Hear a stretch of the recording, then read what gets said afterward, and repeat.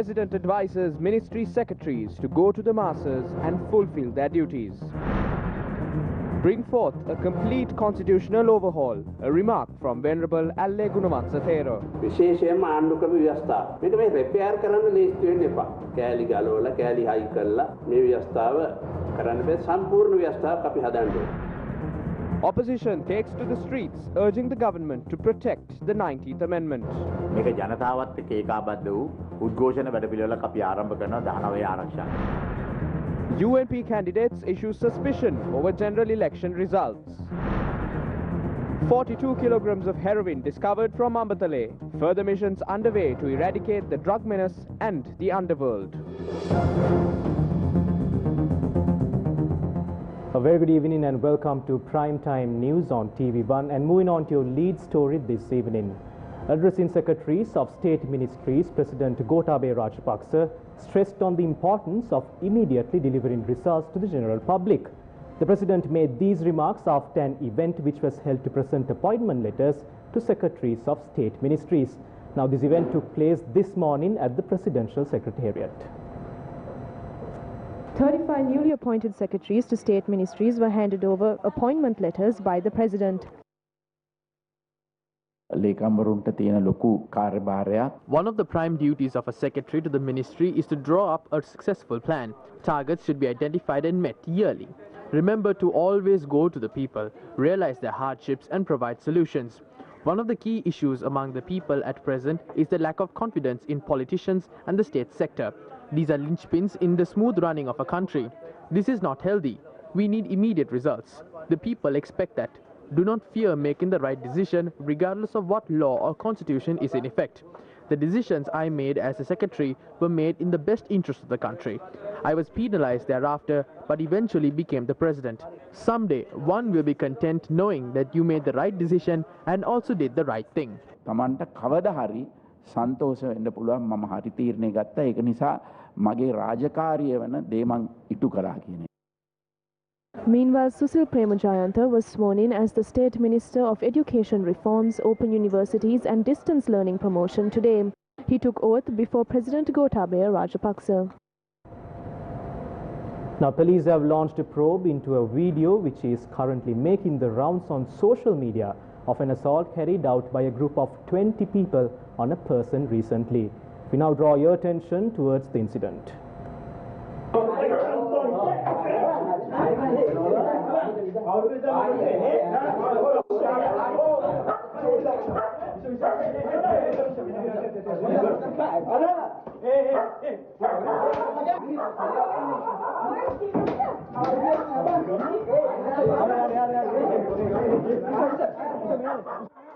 A group had assaulted a 28-year-old individual on the 19th of this month. He is a resident of Butterpuller. A complaint had been filed with the police stating that the individual, who was employed as a sales representative of a private pharmaceutical company, had been assaulted by some colleagues of the same profession.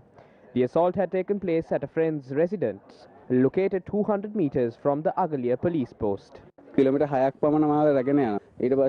transported me for about 6 kilometers. I then noticed that another vehicle had been draped in a cloth. Within a few seconds, they pushed me into the living room of the house and beat my head severely. The youth complained that he was assaulted for nearly 45 minutes. They attacked me and forced me to bow down to a woman. I asked for my clothes in order to wear them. When I was getting dressed, one person suggested tying me to a tree and capturing a video of that. They then stripped me of my clothes and tied me to a tree as they took videos and photographs. The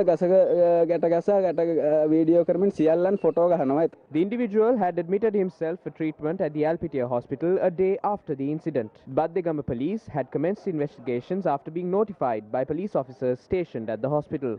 On the 21st of this month, the owner of the house in which the assault had taken place and his spouse had been arrested by the police as part of the investigation. 9 people had surrendered to the police on the 23rd of this month, admitting their involvement in the assault. Police said that all suspects arrested over the incident have been released on bail. Now, in more news, Venerable Alle Gunawansathera has insisted that new constitution must be introduced instead of amending certain provisions of the current constitution. The Sri Lanka Podujana Peremuna's elected parliamentarians Gevindu Kumaratunga and Anupa Pascual paid their respects to Venerable Alle Gunawansa Thero at the Dharmayatana in Colombo. Do not try to repair the defects in the constitution by amending certain provisions. That can't be done. We must create a new constitution. That is not a problem. Several sections need to be amended. This includes the 13th, 15th, 16th, 17th, 18th and 19th amendments. I was the one who entered the word unitary into the constitution during the 1983 riots under the rule of President Jayasuriya. I now feel that it lacks strength. Therefore, instead of protecting the branches of a tree, I wish to remind you that we must protect the tree in its entirety. අතු රකින්න පුළුවන්. අතු වැඩක් නෑ. ගහේ කඳයි මුලයි. කඳයි මුලයි රැක්කොත් අතු රැකේ. යුග යුග පවතින සමාජ සම්මුතියක් ව්‍යවස්ථාවක් ඒ රජයන් ලබා දුන්න ජයග්‍රහණ තහවුරු කරන ව්‍යවස්ථාවක් ලබා දෙන්න කියන The people have granted a 2/3 majority. Remember, these are the votes of the Sinhalese Buddhists. If the leader of this country, Gotabaya Rajapaksa, is saying that it was the monks and the Sinhala Buddhists who brought him to this position, that would be great. That is the first such statement made after receiving independence in 1948.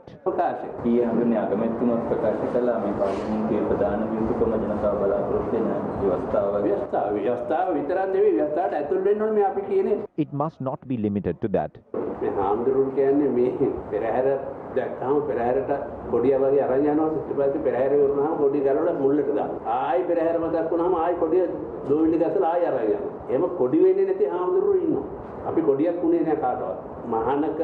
When we were ordained, we only shaved off our beard and hair and not our brain.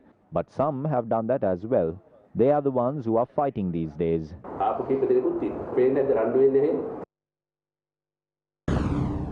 Meanwhile, the opposition is taking steps to launch a joint campaign to protect the 19th Amendment to the Constitution. The President's sole power to make appointments has been removed and vested with the Constitutional Council. You might remember that Shirani Bandaranaike had written in her book stating how she was called to temple trees and asked to change the verdicts of some court cases and how a rift had emerged at that time. The 19th Amendment was the first amendment that protected the rights of the people of Sri Lanka. The stance of our group, including our leader Sajith Premadasa, is to expand our efforts to protect the 19th Amendment and not to obstruct that. We have invited 28 civil societies to Parliament on Friday at 3 p.m. for a meeting to be held under the patronage of opposition leader Sajith Premadasa. Afterwards, we will begin a protest campaign to protect the 19th Amendment with the people. Most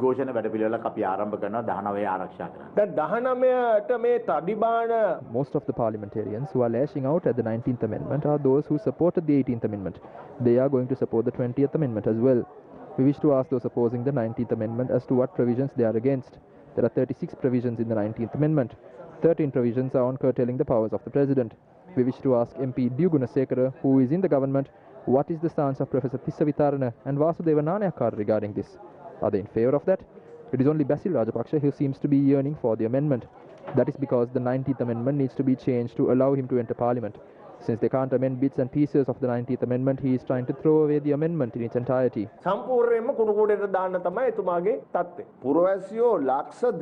They are trying to wipe out the rights of 21 million people to protect the US citizenship of one person. That one person is being valued to 21 million people.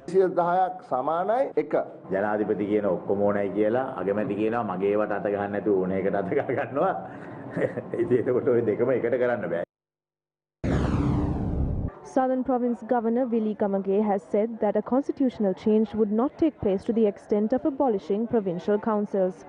There is a minister for provincial councils. It is that minister who is saying that provincial councils are not required. As a result, an impression has been created that provincial councils are white elephants and that they must be abolished. That is wrong. Since they are decentralized, there is a huge need for these institutions as they are the closest to the people. If there are shortcomings, there is no issue in rectifying them. As a responsible government, I don't think the central government or the president would take such low-level decisions. The successful amendment has been the 13th one. There is a sense of reconciliation in that. Now, the Colombo Crimes Division seized 42 kilograms of heroin and 3 T-56 weapons today. This was during a raid carried out in the Ambatale area. Underworld shooter Valle Saranga and 3 suspects linked to a large-scale narcotics racket in Colombo were arrested at the Bandaranaike International Airport by the Colombo Crimes Division on the 23rd of this month while attempting to fly to Dubai.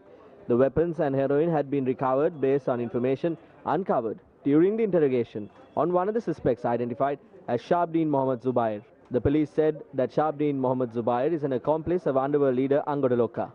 It has been reported that Angodaloka has died in India. The police, which has been carrying out extensive narcotic raids, had arrested a couple who had been assaulting heroin in Suwarapola in Pilihandala. The couple includes a 39 and 43-year-old. They had been arrested with 75 grams of heroin. An accomplice of organised underworld criminal Keselwata Dinuka had also been arrested with narcotics during a raid carried out by the police in Pamunugama. The suspect had been identified as a resident of Mattakuliya. He was taken into custody with 2.5 kilograms of Kerala ganja, 15 grams of ice and 40 grams of heroin. 4 suspects, including the controller of the Mahara prison and a civilian attached to the Air Force, had been arrested with heroin during a raid carried out by the Vayangada police. Police said that 15 grams of heroin, an electric scale, 15 passbooks, 13 ATM cards, 56,000 rupees in cash and 2 motorbikes had been seized at the time of the arrest. The suspects have been identified as residents of Udugampola and Veyangoda, aged 27 and 37. According to the police, the drug racket had been manipulated by a drug racketeer identified as Chaminda Kumara, alias Ragara, who is in prison. Meanwhile, the anti-corruption unit of the Kirlapana police had arrested another suspect linked to the narcotic racket while being in the possession of 450 milligrams of heroin. Narcotic stamps worth more than 200,000 rupees, 4 grams of a narcotic identified as Kush and 2 mobile phones had been nabbed from the suspect. Police said that the suspect is being questioned upon a 7-day detention order obtained from the Maligakanda Magistrates Court. Another suspect had been arrested with 55 grams of Kush and a mobile phone by the anti-corruption unit of the Kirlapana police. Police said he is also being questioned under detention orders obtained from the Mount Lavinia Magistrates Court. Now, 5 suspects, including the Kurunagala mayor, appeared at the Kurunagala Magistrates Court today after filing 5 individual motions. This was in keeping with an order issued by the appeal court yesterday. The Kurunagala magistrate said their appearance was communicated to the appeal court through the magistrate court registrar. The case on the demolition of an ancient King's Assembly Hall in Kurunagala will be called up again on the 4th of September. The Court of Appeal had issued an interim injunction order preventing the enforcement of the warrants issued for the arrest of the Kurunagala mayor and 4 others until the hearing of their petitions conclude at the appeal court. Officers attached to the Presidential Commission of Inquiry probing the April 21st attacks visited the residence of former President Maithripala Samaraweera in Vijayarama today. They had recorded a statement from the former president as part of their ongoing investigation into the bombings. Former President Maithripala Samaraweera was issued notice to appear at the police unit of the Presidential Commission probing the 2019 April 21st attacks.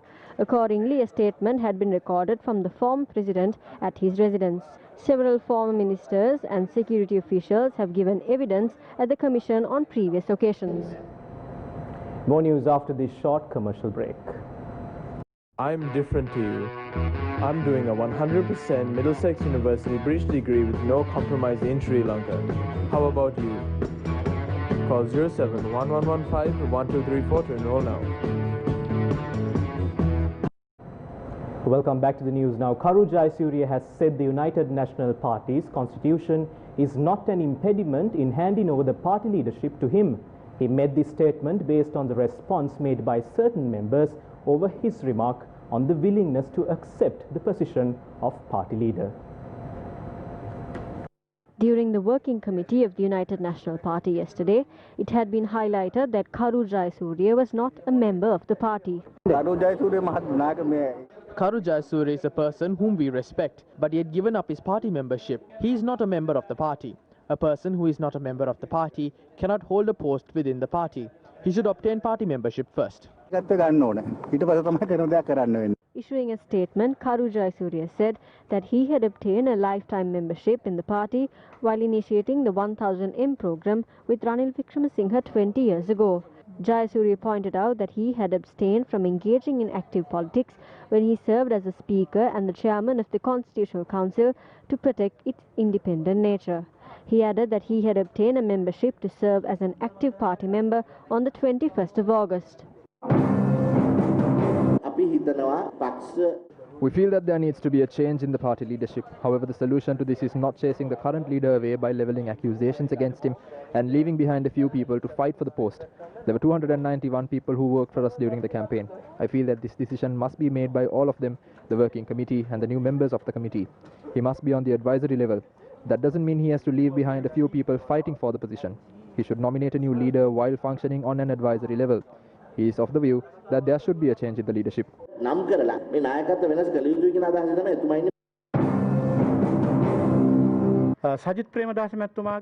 Sajith Premadas's request is to merge the United National Party and the Samagi Jana Balawegaya. There are two ways of doing that. There are several parties that constitute our alliance. The United National Party can join us as a constituent party.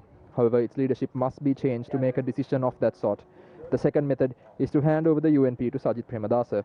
That is because the people believe that it is only Sajith Premadasa who can lead the party to glory. Ignoring that causes injustice to the 250,000 people who voted for the UNP.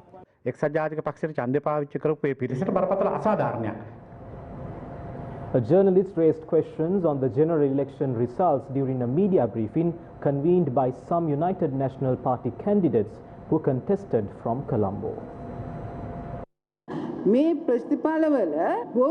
There is some sort of suspicion over the election results. By 4 p.m. the voter turnout stood at 56%. However, at 5 p.m. it was said that the voter turnout stands at 75%. The period from 4 p.m. to 5 p.m. was allocated for the people in quarantine centres to cast their vote. However, none of the media outlets took the effort to find out how many in quarantine centre had casted their vote. Therefore, nothing is clear in this election. Although the voters of the United National Party had been divided in the country, the same amount of votes were received. The voter turnout had increased by 20% between 4 p.m. to 5 p.m. I don't know why these matters are not being questioned.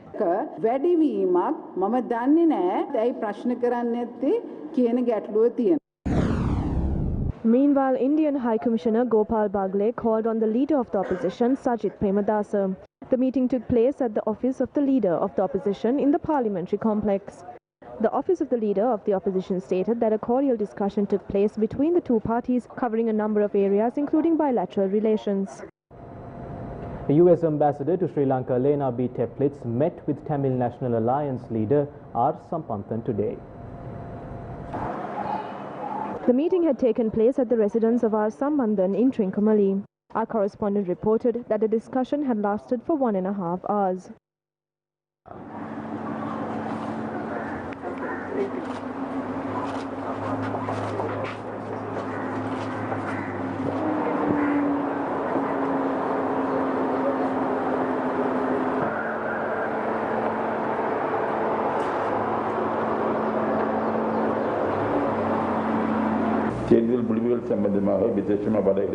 We discussed about the election results, especially in the north and east. The government has been saying that it would resolve the problems in the country through a new constitution and that it would completely abolish the 13th Amendment at the earliest or apply a massive change to it. I explained our stance on that. We discussed extensively on these matters. This national issue has not seen a political solution. Although two main parties have acted to this effect, it could not be implemented due to the rift between them. We don't know the changes that they hope to infuse into the 13th and 19th Amendment. The international community must pay more attention towards this matter.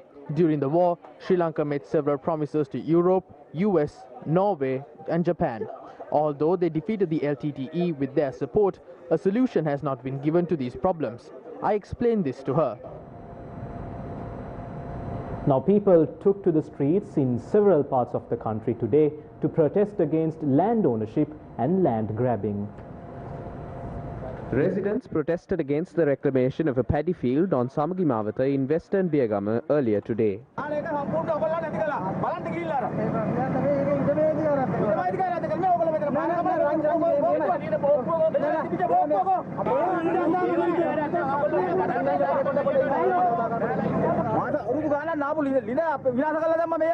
About 40 perches of the paddy field have been filled up by now. Authorities also arrived at the scene this afternoon amidst public protests.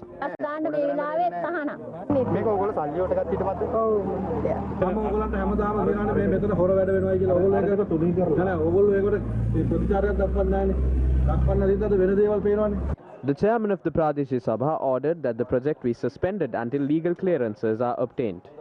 Meanwhile, a group of people staged a protest today opposite the Mahavali Superintendent's office in Suryapura Kantale over a land ownership matter. They allege that the Suryapura divisional manager of the Mahavali authority has deliberately transferred their Mahavali lands to other parties.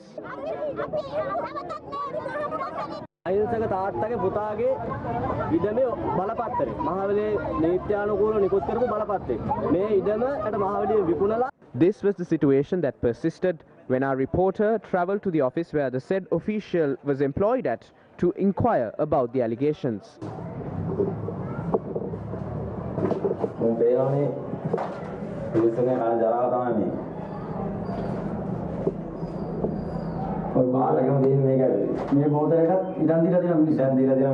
This is the response protesters showed to the Suryapura divisional manager of the Mahavali authority.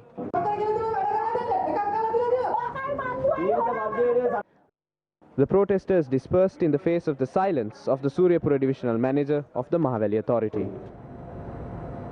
A school in Trincomalee was declared open today.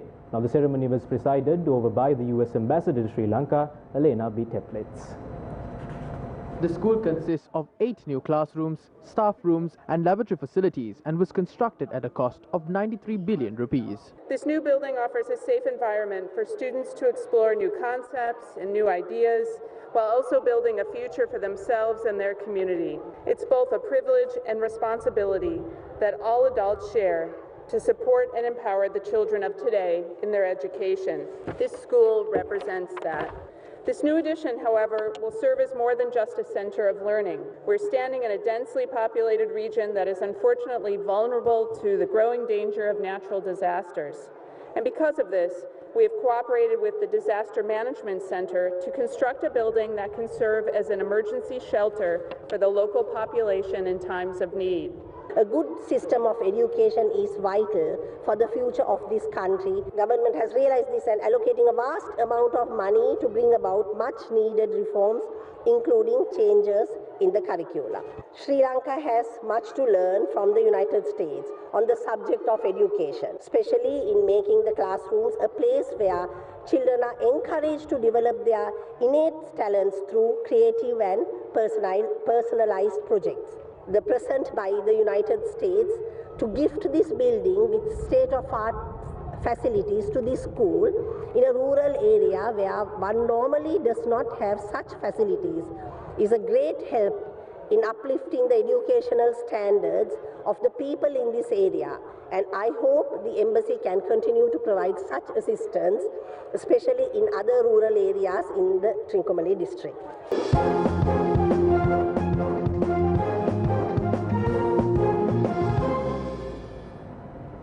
Now, Dinesh Chandimal today recorded the highest individual domestic score by a batsman in local cricket, a total of 354 runs. The feat was achieved during the match against Sarakan Sports Club as part of the Inter-Club 3-day cricket tournament.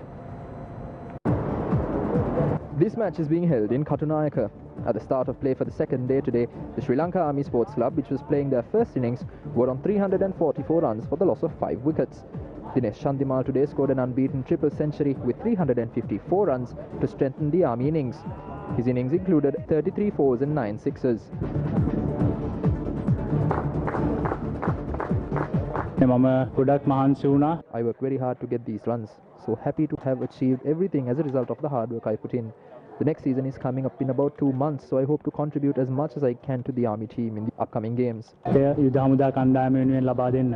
Former Test captain Mahela Jayawardena has scored the highest score of 374 in a first-class Test match. Kitruan Vithanage had earlier scored 351 runs representing the Tamil Union team in a local domestic first-class cricket match. So with that, it's a wrap of primetime news for tonight. For the News First team, I've been John Fernando, along with our sign language interpreter, Brian D. Cruz. Take care and have yourself a good night.